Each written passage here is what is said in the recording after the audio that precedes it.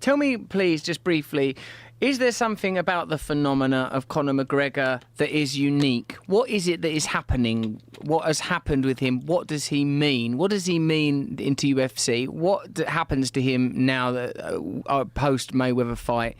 What is he an example of? Is he a sort of an outlier, a pioneer? How will he be regarded? What does he represent? Is he an entertainment product? Is he a great athlete? Is he a combination of all those things? What does he mean for the sport of UFC? And what do you think will happen in mixed martial arts and boxing? Do you think we'll see more of those kind of events? Well, you're never going to see another one like him, right? Because he's a unique person. He's literally being himself. You're going to see a bunch of people try to mimic that. And in a sense, he's sort of mimicked the people that came before him, like the Chael Sonnens and the Muhammad Alis and the people that were really good at talking shit. The difference is that what Conor's been able to do, he's the first guy in the UFC that's been able to do that, that's had spectacular results. And also showed his real character in losing and then coming back and winning very quickly afterwards with the same guy, like the Nate Diaz fight. I think that was a very important character exposing fight because he lost a fight, he got humbled, and then he jumped right back on the horse and then wound up winning. And then he comes back and blows Eddie Alvarez out of the water to become the first two-division concurrent champion in the sport. I think he's a unique guy in a very it's almost like we don't have a word strong enough. Unique is not really a strong enough word. So it is founded on ability in a very basic way. He's got brilliant ability. Brilliant ability. Massive. He's incredibly smart and he's very innovative in his techniques and his approaches. And I think he has phenomenal coaching as well. All that animal movement stuff. Yeah. What the fuck is that walk? Well, he's just getting... What is that? That thing that he does where he throws his It's arms amazing. around. Who does that? What does it mean? It doesn't mean anything. It blows my Being mind. Loose. I've started doing it. Peacocking a on little my bit own. too. I do it when I come out on stage sometimes. It's such an amazing thing to do with the body. Yeah. Peacocking, you He's say. peacocking a Because it little. looks like, oh my God, this guy's fucking out there. Look what he's doing. He's letting the other guy know that he's so loose he can kind of strut with his arms like rubber bands flopping around.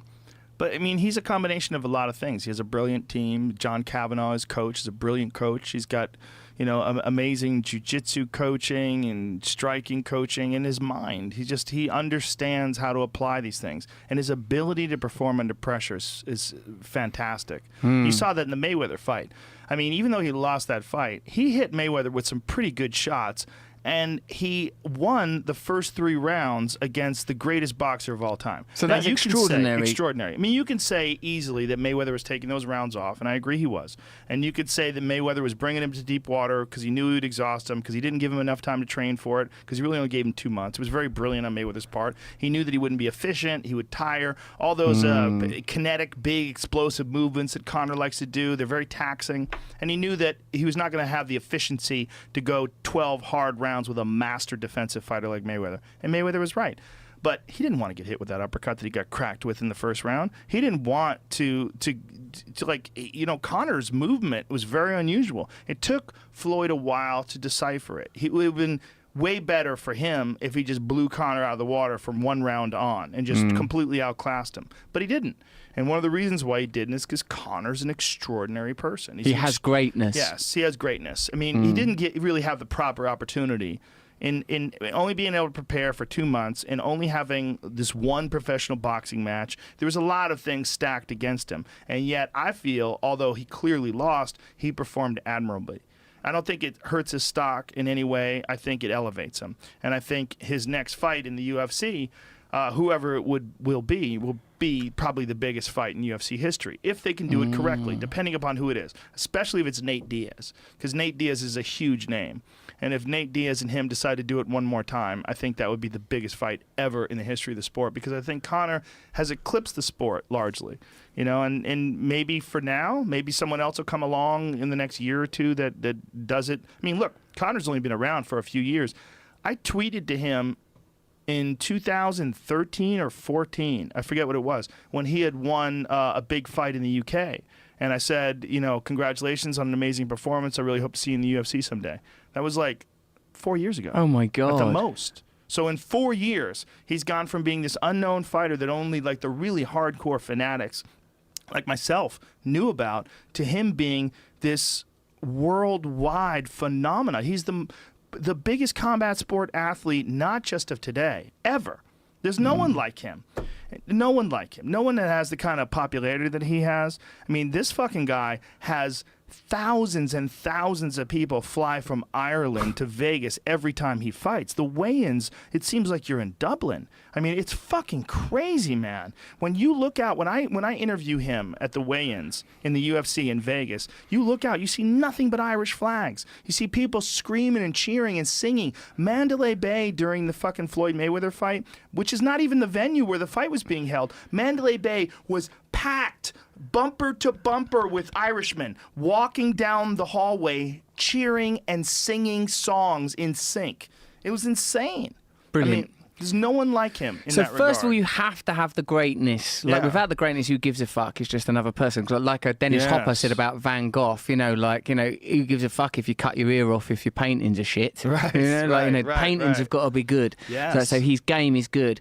But then, there are often great geniuses in sport. But to have that, like you say, he used the romantic ideas of Ireland and his own Irishness. That became an important part of his perception. But it's obviously resonating in a very, very powerful way to have that kind of devotion. Well, Ireland's very important. Ireland's a very important part of the equation as well, because their appreciation and love and support of him is unprecedented. I mean, I've seen Brazilian fans that love Jose Aldo, and I've seen Brazilian fans that love Anderson Silva, and they're worshipped by their countrymen, but it pales in comparison to the amount of love that Conor McGregor gets. I understand.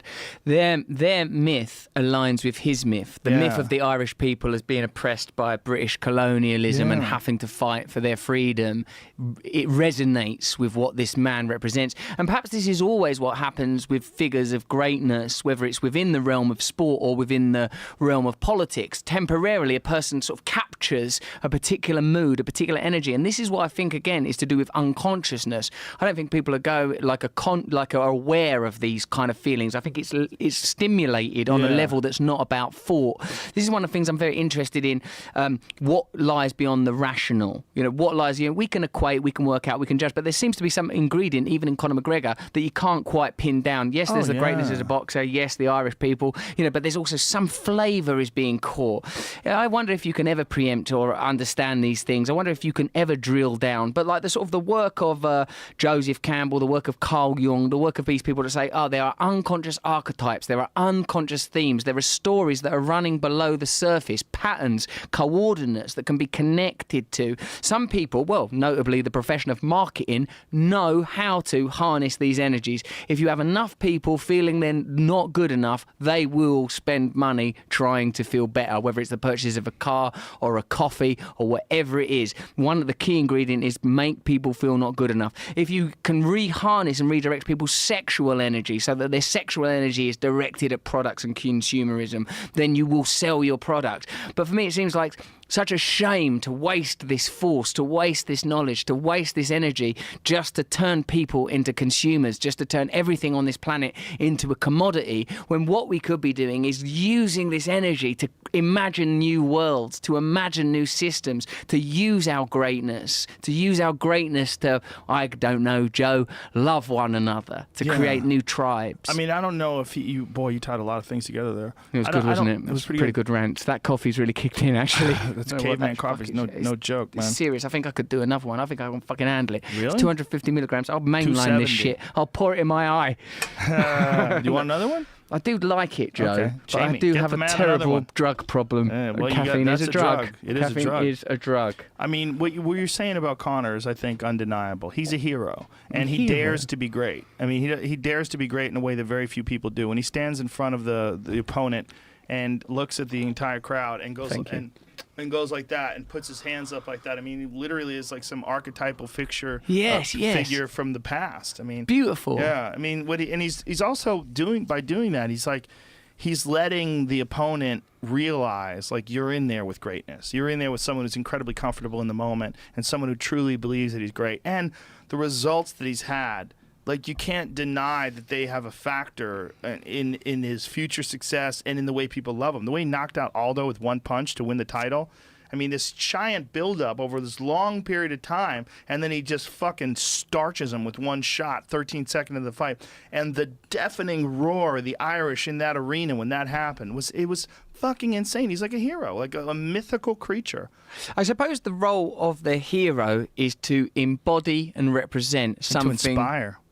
To inspire the crowd. To put breath into. All those people, those 15,000 plus people that saw that fight, who knows how much energy that gave them to then go forth and pursue their own dreams. Because that's a big part of what heroes represent. What a big part of someone who's accomplishing anything spectacular. It's not just that people get to watch it and get this thrill of watching this experience, but also that you get energized to go and pursue your own ideas.